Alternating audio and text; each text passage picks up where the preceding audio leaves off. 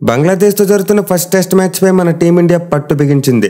Day 1లో మన all-rounders అదరగొట్టి మన టీంకు మంచి స్కోర్ అందిస్తే డే 2లో బౌలర్స్ దద్దరిల్లిపై బౌలింగ్ చేశారు. మెయిన్లీ పేస్ బౌలర్స్ అయితే బేబచ్చం. అసలు మన పేసర్స్ వేసిన పదునైన బంతులకు బంగ్లాదేశ్ బ్యాట్స్మెన్ దగ్గర ఆన్సర్ లేకుండా పోయింది. సో ఈ మ్యాచ్ యొక్క డే 2 అయితే మన టీమిండియా చాలా డామినేట్ చేసింది. ఇన్ఫ్యాక్ట్ 99% ఈ టెస్ట్ మ్యాచ్ మన వాళ్ళ చేతిలోకి వచ్చేసింది. బట్ ఇంట్రెస్టింగ్ థింగ్ ఏంటంటే డే 2లో గేమ్ చాలా ఫాస్ట్గా మూవ్ అయింది.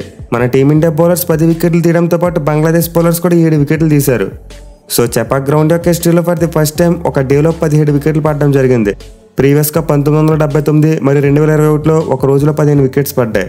సో ఈ రోజైతే ఆ పాత రికార్డును చెరిపేస్తూ రిజెట్ల బౌలర్స్ ఒక సరికొత్త రికార్డును క్రియేట్ చేశారు. ఎనీవే డే 1ని చాలా హై నోట్లో ఫినిష్ చేసిన మన టీమిండియాకు డే 2లో అంత మంచి స్టార్ట్ రాలేదు. సెంచరీ చేస్తాడనుకున్న రవీంద్ర జడేజా 86 పరుగుల వద్ద అవుట్ అయిపోయాడు. అలాగే అశ్విన్ చూసుకొని ఎక్కువసేపు క్రీజ్లో నిలవలేదు. తన టాలీకు మరో 11 రన్స్ యాడ్ చేసి 113 పరుగుల వద్ద అవుట్ అయిపోయాడు. సో ఈ రోజు మార్నింగ్ కూడా క్రీజ్లో సెట్ అయ్యి వాళ్ళ భాగస్వామ్యాన్ని మరింత పెంచుతారనుకుంటే ఇద్దరు చాలా తొందరగా అవుట్ అయిపోయారు. ఇన్ఫాక్ట్ వీళ్ళిద్దరి పార్ట్నర్షిప్ 199 రన్స్ దగ్గర ఎండ్ అయిపోయింది. బట్ ఎనివే ఒక ఎండ్లో ఆకాష్ దీప్ అయితే ఒక చిన్న క్యామ్ ఇన్నింగ్స్ ఆడాడు. 4 4లతో 17 పరుగులు చేశాడు. సో చిన్న ఇన్నింగ్స్ కారణంగా అయితే మన టీమిండియా స్కోర్ 375 దాటగలిగింది. బట్ చివరిలో వరుసగా మళ్ళీ 4 బంతుల వ్యవధిలో 2 వికెట్లు పడిపోయాయి. దీంతో మన టీమిండియా ఫస్ట్ ఇన్నింగ్స్ 376 రన్స్ దగ్గర ఎండ్ అయిపోయింది.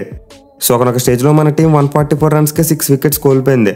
బట్ ఆ తర్వాత మన ఆల్రౌండర్స్ మంచిగా రాణించడం వల్ల మన టీంకి అయితే ఒక పెద్ద టోటల్ రాగలిగింది. ఇక బంగ్లాదేశ్ బౌలింగ్ విషయానికి వస్తే హసన్ మహమ్మద్ 5 4ను కంప్లీట్ చేశాడు. 83 పరుగులు ఇచ్చి 5 వికెట్లు తీసుకున్నాడు. అండ్ ఈరోజు చూసుకుంటే టస్కిన్ అహ్మద్ 2 వికెట్లు పడగొట్టాడు. సో ఓవరాల్గా ఫస్ట్ ఇన్నింగ్స్లో బంగ్లా బౌలర్స్ తీసిన 10 వికెట్లు 9 వికెట్లు వాళ్ళ పేసర్సే తీశారు. 1 వికెట్ మాత్రమే స్పిన్నర్కి పడింది.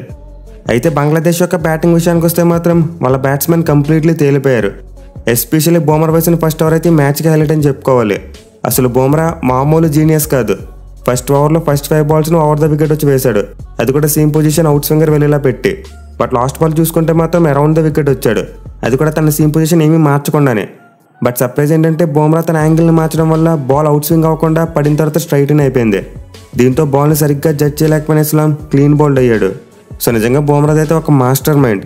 అసలు బ్యాట్స్మెన్ ఎలా ట్రాప్ చేస్తున్నాడంటే అతను నెక్స్ట్ ఏం బాల్ వేస్తాడో కూడా ఊహించలేనంత రేంజ్లో ట్రాప్ చేస్తున్నాడు.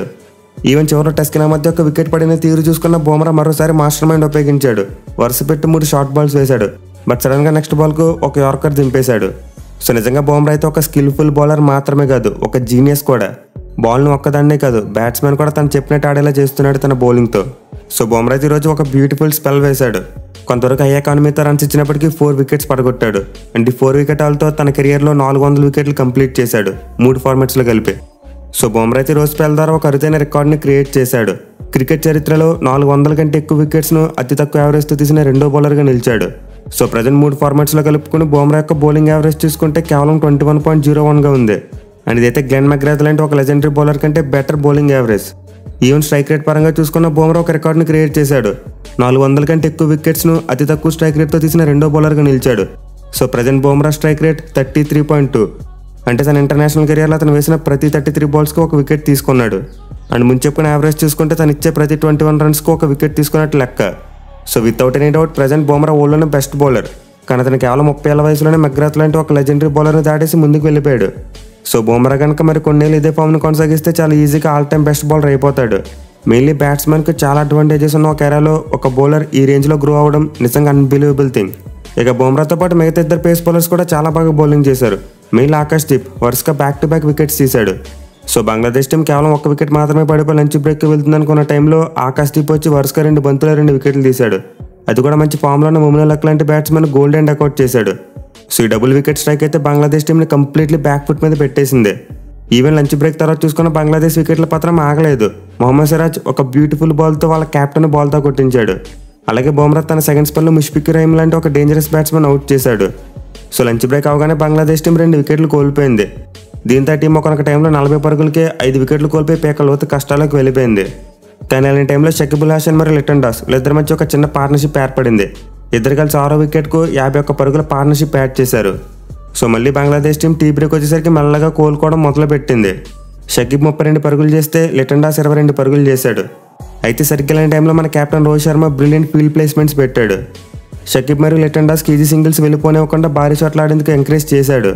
దీంతో క్రీజ్లో సెట్టారనుకున్న ఇద్దరు బ్యాట్స్మెన్ అనవసరంగా తమ వికెట్లను త్రో చేసుకోవాల్సి వచ్చింది. So to be frank Jadeja అయితే చాలా బాగానే బౌలింగ్ చేశాడు. బట్ ఈ ఇద్దరు బ్యాట్స్మెన్ మీద ప్రెజర్ బిల్డ్ అవడంలో రోహిత్ శర్మ ఫీల్డ్ ప్లేస్మెంట్ చాలా బాగా యూజ్ అయింది. ఇన్ఫాక్ట్ మీరు షాంటో మరియు ముష్ఫిక్ రహీం వికెట్లే తీసుకోండి, ఇద్దరు కూడా సెకండ్ స్లిప్లో ఉన్న ఫీల్డర్స్కి క్యాచ్ ఇచ్చి అవుట్ అయ్యారు. బట్ లెఫ్ట్ హ్యాండర్నే షాంటో వికెట్ పడినప్పుడు విరాట్ కోహ్లీ సెకండ్ స్లిప్లో ఉన్నాడు. బట్ రైట్ హ్యాండర్ అయిన ముష్ఫిక్ రహీం వికెట్ పడినప్పుడు కేఎల్ రాహుల్ సెకండ్ స్లిప్లో ఉన్నాడు. సో రోజైతే యాజ్ ఏ క్యాప్టెన్గా రోహిత్ శర్మ యొక్క ఫీల్డ్ ప్లేస్మెంట్స్ స్పాట్ ఆన్. అలాగే మన ఫీల్డర్స్ కూడా చాలా మంచిగా ఫీల్డింగ్ చేశారు. సబ్ ఫీల్డర్గా వచ్చిన ధ్రువ్ జురేల్ బౌండరీ లైన్ దగ్గర ఒక మంచి క్యాచ్ పట్టుకున్నాడు. అలాగే సిరాజ్ చూసుకున్న తన లెఫ్ట్ సైడ్ డైవ్ చేస్తూ క్యాచ్ కోసం ఒక మంచి అటెంప్ట్ చేశాడు. ఇక చివరిలో మెహదీ హసన్ మిరాజ్ 27 పరుగులతో ఒంటరి పోరాటం చేసినప్పటికీ అదనంలో ఉన్న బ్యాట్స్మెన్ ఎక్కువసేపు క్రీజ్లో నిలవలేకపోయారు. మెయిన్లీ బుమ్రా తన చివరి స్పెల్లో 2 వికెట్లు పడగొట్టాడు. అలాగే చివరిలో సిరాజ్ నహీద్ రానాని అవుట్ చేసి బంగ్లాదేశ్ ఇన్నింగ్స్ను 149 పరుగుల వద్ద ఎండ్ చేశాడు. సో మన వాళ్ళ బౌలింగ్ దెబ్బకైతే బంగ్లాదేశ్ బ్యాట్స్మెన్ కంప్లీట్లీ తేలిపోయారు. ఎవరు కూడా ఎక్కువసేపు క్రీజ్లో నిలవలేకపోయారు. ఇనివే మన టీమిండియాకి ఫస్ట్ ఇన్నింగ్స్లో 227 రన్స్ లీడ్ అయితే దొరికింది. అండ్ లీడ్తో మన వాళ్ళు కావాలనుకుంటే ఫాలో ఆన్ ఎన్ఫోర్స్ చేసి ఉండొచ్చు. బట్ లీడ్ మరీ తక్కువగా ఉండడం, అలాగే మన బౌలర్స్ బౌలింగ్ చేసి అలసిపోవడం వల్ల ఫాలో ఆన్ ఇవ్వలేదు. అండ్ అలా ఇవ్వకపోవడమే మంచిది కూడా, ఎందుకంటే మన బౌలర్స్ 4th ఇన్నింగ్స్ని ఇప్పుడు ఫ్రెష్గా స్టార్ట్ చేయగలరు. ఇక 3వ సెషన్లో బ్యాటింగ్ స్టార్ట్ చేసిన మన టీమిండియా సెకండ్ ఇన్నింగ్స్ విషయానికి వస్తే ఈసారి కూడా వికెట్స్ పడిపోయాయి. మెయిన్లీ మన కెప్టెన్ రోహిత్ శర్మ మరోసారి డిసప్పాయింటింగ్ పెర్ఫార్మెన్స్, కేవలం 5 పరుగులు మాత్రమే చేశాడు. అలాగే జైస్వాల్ చూసుకున్నా చాలా అగ్రెసివ్గా కనిపించాడు. ఆల్మోస్ట్ ప్రతి బాల్ని కూడా కొట్టేస్తానట్టు ఆడాడు. సో జైస్వాల్ ఫస్ట్ ఇన్నింగ్స్లో కొంతవరకు కంట్రోల్ టెంపర్మెంట్తో బ్యాటింగ్ చేస్తే ఈ 2 ఇన్నింగ్స్లో మాత్రం ఫుల్ అగ్రెషన్ చూపించాడు. దీనివల్ల మన టీంకి ఇనిషియల్గా ఫాస్ట్గా రన్స్ వచ్చినప్పటికీ వికెట్లు కూడా అలానే పడిపోయాయి. 28 పరుగులకే 2 వికెట్లు పడ్డాయి. అయితే ఇలాంటి టైంలో శుభ్మన్ గిల్ మరియు విరాట్ కోహ్లీ మధ్య ఒక మంచి పార్ట్నర్షిప్ వచ్చింది. వీళ్ళిద్దరు కలిసి 3వ వికెట్కి 39 పరుగులు యాడ్ చేశారు. మెయిన్లీ విరాట్ కోహ్లీ అయితే చాలా సాలిడ్గా కనిపించాడు. మంచి టెంపర్మెంట్తో బ్యాటింగ్ చేశాడు. Especial outside off stump బాల్స్కి ఎక్కువగా టెంప్ట్ అవ్వకుండా చాలా కంట్రోల్డ్ అప్రోచ్తో బ్యాటింగ్ చేశాడు. కానీ ట్రాజడీ ఏంటంటే విరాట్ కోహ్లీ అవుట్ కాకపోయినా సరే రివ్యూ తీసుకోకపోవడం వల్ల తన వికెట్ను కోల్పోవాల్సి వచ్చింది. సో డే చివరిలో విరాట్ కోహ్లీ బ్యాటింగ్ చేస్తున్నప్పుడు మెహదీ హసన్ బౌలింగ్లో ఎల్బీడబ్ల్యూకి అవుట్ అయ్యాడు. అంపైర్ అవుట్ ఇచ్చాడు. అండ్ ఆ బాల్ అయితే క్లియర్లీ లైన్లోనే ఉంది. దీనివల్ల గిల్ కూడా రివ్యూ తీసుకోమని సలహా ఇవ్వలేదు. కానీ షాకింగ్ థింగ్ ఏంటంటే ఆల్టరేజ్లో బాల్ బ్యాట్ తగిలినట్టు స్పైక్ చూపించింది. సో విరాట్ కోహ్లీ కనుక బాల్కి రివ్యూ తీసుకుని ఉంటే నాట్అవుట్గా ఉండేవాడు. బట్ అన్లక్కీలీ అతను ఎడ్జ్ తగిలినట్టు ఫీల్ అవ్వలేదు. సో మేబీ అతను బాల్ ఎక్కువగా స్పన్ అయింది అనుకున్నాడో, లేకపోతే బ్యాట్తో గ్రౌండ్ను కొట్టాడు అనుకున్నాడో తెలియదు, కానీ అనవసరంగా తన వికెట్ను పోగొట్టుకున్నాడు. అంటే మనమైతే ఎవరిని బ్లేమ్ చేయడానికి లేదు. గిల్ని కానీ ఎంపైర్ని కానీ బ్లేమ్ చేయలేం. ఎందుకంటే ఆ బాల్ బ్యాట్కి తగలకపోతే ఖచ్చితంగా వెళ్ళి వికెట్లను కొడుతుంది, ఎందుకంటే స్ట్రైట్గా లైన్లో ఉంది. ఈవెన్ విరాట్ కోహ్లీ కూడా అంపైర్ అవుట్ అవ్వగానే గిల్ని అదే అడిగాడు, బాల్ లైన్లో ఉందా లేదని చెప్పి. సో ఫస్ట్ ఇన్నింగ్స్లో ఫెయిల్ అయిన గిల్ మరియు కోహ్లీ మధ్య ఒక మంచి పార్ట్నర్షిప్ వస్తుంది అనుకున్న టైంలో కోహ్లీ అవుట్ అయిపోయాడు. అయితే తర్వాత పంత్ బ్యాటింగ్ చెప్పట్లేని అతని స్టైల్లోనే బ్యాటింగ్ చేశాడు. ఒక 6 and 4 కొట్టాడు. అండ్ గిల్ చూసుకున్న చాలా సాలిడ్గా బ్యాటింగ్ చేస్తూ 64 బంతులు 33 పరుగులు చేసి క్రీజ్ మీద ఉన్నాడు. సో ప్రజెంట్ డే 2 అయ్యేసరికి మన టీమిండియా స్కోర్ అయితే 81 for 3 అండ్ లీడ్ చూసుకుంటే ఏకంగా 308 రన్స్ ఉంది. సో మన వాళ్ళు కంప్లీట్లీ డే 3 మొత్తం బ్యాటింగ్ చేసిన ఇంకా 2 రోజుల ఆట మిగిలే ఉంటుంది. దీంతో మన వాళ్ళు డిక్లరేషన్ అనేది దాన్ని మైండ్లోంచి తీసేసి కంప్లీట్లీ ఆడడానికి ట్రై చేయాలి. ఎందుకంటే మన బ్యాట్స్మెన్కు ప్రాక్టీస్ దొరికినట్టు ఉంటుంది. అట్ ది సేమ్ టైం మన బౌలర్స్కి కూడా మంచి రెస్ట్ దొరుకుతుంది. సో మన టీమిండియా అయితే ఆల్మోస్ట్ ఈ మ్యాచ్లో గెలిచేసినట్టే. బట్ ఆ గెలుపు అనేది డే 3లో వస్తుందా లేకపోతే డే 4లో వస్తుందా అనేది టైమే డిసైడ్ చేస్తుంది.